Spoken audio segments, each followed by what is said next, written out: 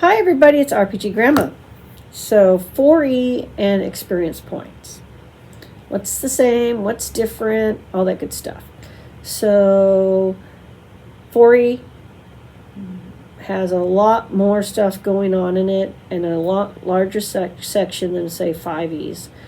So let's take a look at that. You still get experience points for killing monsters, and just like 5E and 3, you don't get experience points for treasure because they consider treasure the reward in that situation, which we'll get to later. But you do get it for the killing, the capture, or routing monsters in 4E. You also get experience points for skill challenges, for puzzle solving, and trap disabling, or solving some sort of hazard. That's what you gain experience points for.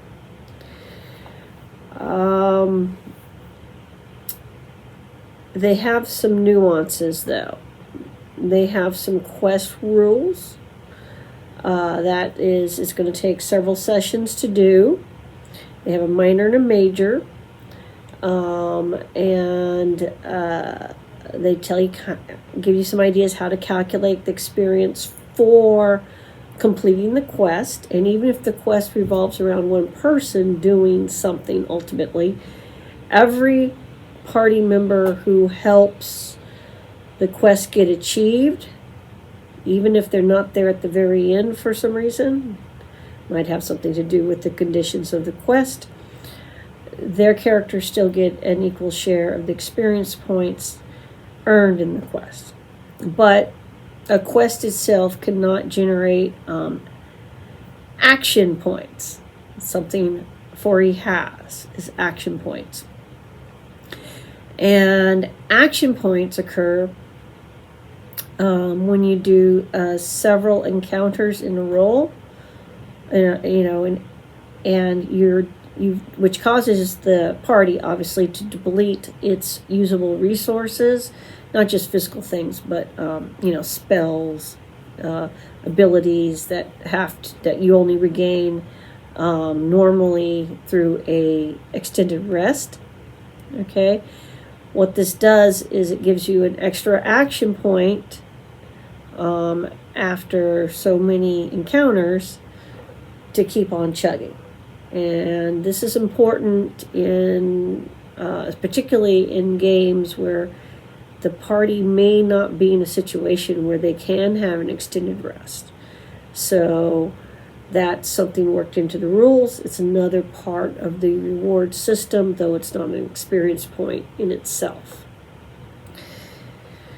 Let's see. So the milestones, which they talk about, are every 2 encounters without resting, and that's what gives you the action point, the extra action points, and you can bank those up.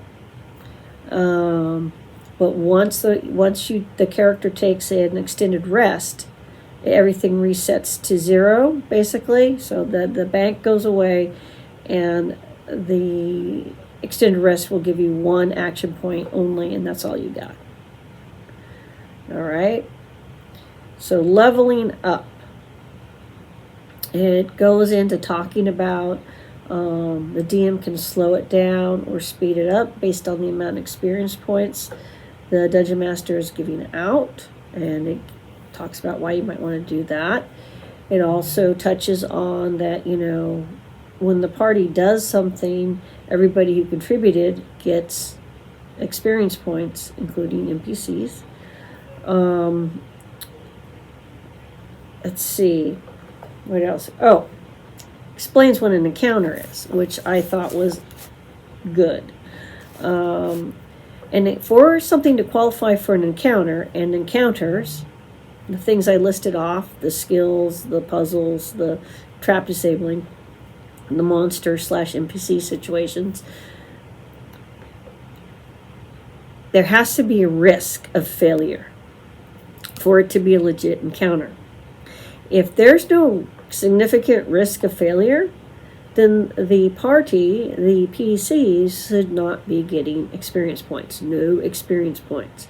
Because it's an automatic thing. They're going to succeed. So there has to be risk of failure.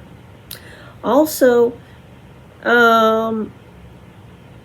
you shouldn't be giving out a whole lot of experience points for things that are too below the level of the players.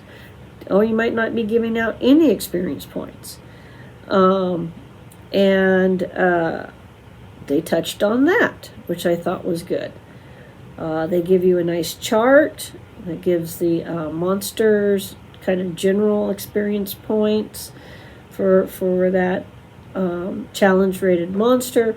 And then it also has, like, if they're the boss type monster, if they're minions. So the Dungeon Master can figure that out.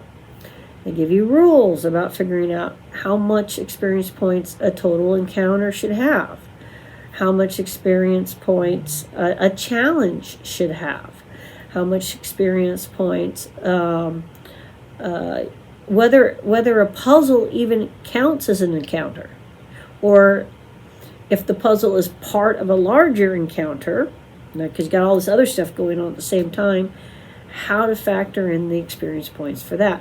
So they don't leave you hanging. They give you ideas and a guideline to figuring out everything, which I thought was very helpful. Then they go on to explain that 8 to 10 encounters should level up a character. And the way they have it set up is set up for like that. So if you don't want to do the math, just keep track of the number of encounters and level everybody up. Another thing they touched on is what to do about player characters who miss the encounter. Do you let them fall behind? Do you go off and do a solo adventure with that player? Or do you level them up to the same level or one level below the group? So they touched on that. And I believe most of you have heard some of these ideas over the years, but it's a way bigger section than what I saw in 5e. Let's see, Dungeon Master Guide. And in a nutshell, that's 4e. Way more information, way more ideas to think about, and more rewards. The important takeaways here is it gives you a lot of tools. It also notes that how many experience points you give out will accelerate or decelerate progress of players. But one thing most of the Dungeon Master guides today being put out seems to be missing is that, yes, these are all great rewards. I have no problem with action points, special experience points for finishing a quest. Awesome. Yes. Makes sense. I have no problem with whichever type of scheme we're going with for experience points. But when you give out experience points, you're also encouraging certain types of play. So when we look back at original D&D, you got your lion's share of your experience points was tied to the treasure. That's been severed. And so now the lion's share of most people's experience points today is coming from killing things. They mostly don't capture it. They mostly don't make something submit to them. They mostly aren't getting experience points for skill challenges or trap displays. People aren't doing that or finishing a quest or any. They mostly are getting rewarded for being murder hobos, which has always been in the game. I'm not saying it hasn't. No, it's legit. It's even legit backstabbing each other's PCs to get their booty, so to speak. Always went on. What I'm saying is it's being encouraged more than it was in original D&D. And so it should not surprise everybody that some DMs have a problem with it just getting off the hook and they don't know what to do. What you do is you change the experience points being given out.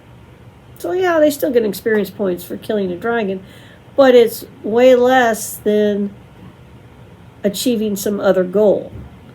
And that's important to understand. Old D&D, you were treasure hunters for the most part. When it was originally conceived. When you look at the rules, that's what the feel you get. They're going to go down, they're going to go explore some pyramids, some old tombs, something like that, and they're looking for the treasure. That's why they're doing it, right? And then later on, more and more story ideas, people are like, yeah, we got to save the princess. Hey, that's the MacGuffin, right? But the thing is, saving the princess would be achieving the quest. You see what I'm saying? So that should be the bestest reward that you can come up with, not just in experience points, but in prestige, and in other rewards, like becoming heroes of the kingdom. What is that going to mean? What kind of things would the king want to bestow on a group of people who saved the crown princess or the crown prince? You see what I'm saying? So these are things to think about. What kind of alliances would that create? What kind of automatic ends would that get people who were part of the outcast society? If you're adventuring, you're part of the outcast society, right? And with the elite side of society. So you guys got to think about it. Okay, is it possible for elites to go adventuring? Of course, they do. But they're usually surrounded by a bunch of other people who are way more practical and know what they're doing, or at least are good at conning everybody that they know what they're doing, and going on these adventures. So, something to think about. What other forms of motivation besides this experience point do you got out there? And the experience points are super important in games like D&D, because every time the character goes up a level, they get cooler abilities. They're able to survive better. They're able to fight better. They're able to do their magic better. They're able to do their thief stuff better. Whatever it is that the character's primary job is, they're able to do it better, and they start getting cooler and cooler and more nifty. And so it's just natural for the players to want that to progress, okay, as quickly as possible. And if killing kobolds constantly is the best way for them to do it, they're going to do it. That's also why they talked about, once they get to a certain level, the things that they were killing before shouldn't really count if it's too easy. So I thought 4E did a really good job of trying to give guidelines to a dungeon master with that, for that particular system, for some of the ideas that they were using in it. And some of the ideas are not bad to take over into 5E if you are a 5E player or dungeon master. Now, players, I know I have players who watch, who they don't game master.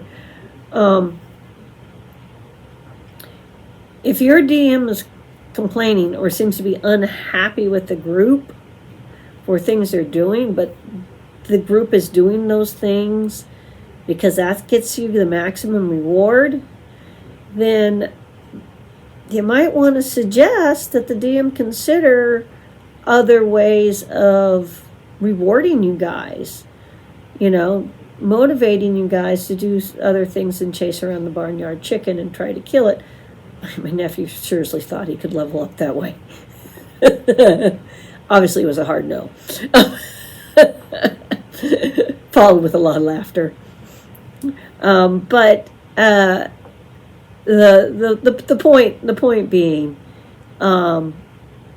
if you don't like playing in a murder hobo game yourself as a player, then you need to have a conversation with your game master about, look, can we earn experience points for doing other things?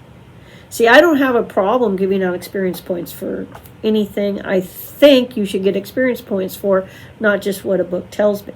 So if the main purpose of everybody going into some dangerous locale is to retrieve the scrolls of Xanath, then when that's achieved, if that's achieved, everybody's going to get experience points in the group who helped make that happen. All right? Because that was the main goal. Everything leading up to that was just extra. So it's important to create the environment that's going to reward the behaviors you want out of the players. If you want better role-playing out of them, then you should be giving them something for good role-playing. Some sort of reward that they can then use. Their character can use. Doesn't have to be XP, because in here they have action points, for example, as well. But it should be something where they're like, yes. So I hope you found that helpful. Everybody keep rocking your rolls and rolling those dice and spreading the love and joy of role-playing games. And remember, guys, that's exactly what this is. This is a game. Have fun. Blow off the steam, relax, and play the game, and experiment with different styles of play, absolutely, but realize that there's no perfect one way, and find your styles, people, and have a good time doing it. Peace.